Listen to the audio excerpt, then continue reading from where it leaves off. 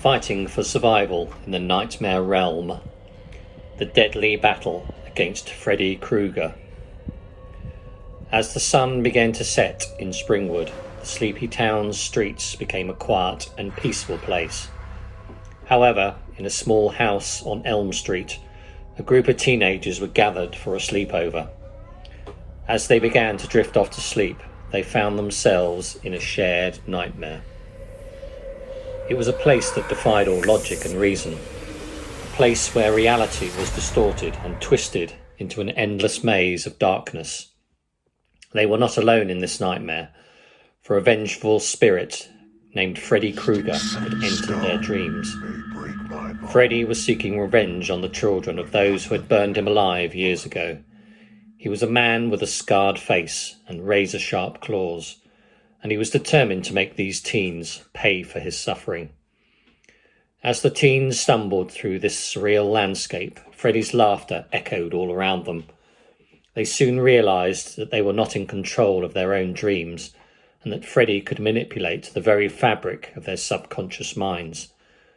Worse still, they discovered that Freddy's power was not limited to their dreams. He could hurt them in their sleep, and their injuries would be real when they woke up. One by one, the teens fell victim to Freddy's twisted games, each waking up with unexplainable injuries. They tried to escape him, but he was always one step ahead, his long arms reaching out to grab them and pull them deeper into his realm. They tried everything from sleeping pills to hypnosis, but nothing seemed to work. Freddy was always there, waiting for them in their dreams. As the days turned to weeks and the weeks to months, the teens grew more and more desperate to escape Freddy's grasp. They formed a plan, a last-ditch effort to take down the monster that haunted their nightmares. They would lure Freddy into a trap and use their own imaginations against him. The plan was simple in theory, but in practice it was much more complicated. The teens needed to work together, to trust each other, and to overcome their own fears.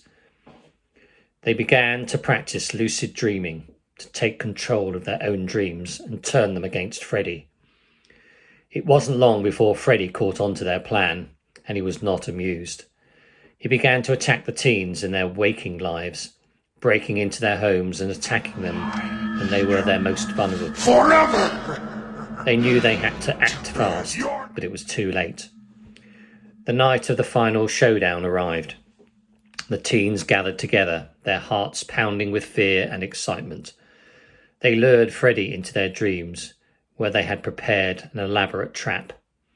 They conjured up impossible obstacles, twisting the dream realm to their will and forcing Freddy to face his worst fears. For a moment it seemed like they had won. Freddy was caught in their trap, unable to escape their grasp. But just as they were about to wake up, Freddy lashed out, delivering a fatal blow to one of the teens. The others woke up screaming, but it was too late. Freddy had claimed another victim. The remaining teens were left shattered and broken, their lives forever scarred by the horror they had experienced.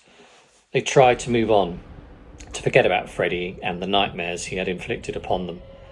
But they knew that he was still out there, waiting in the shadows, ready to strike again.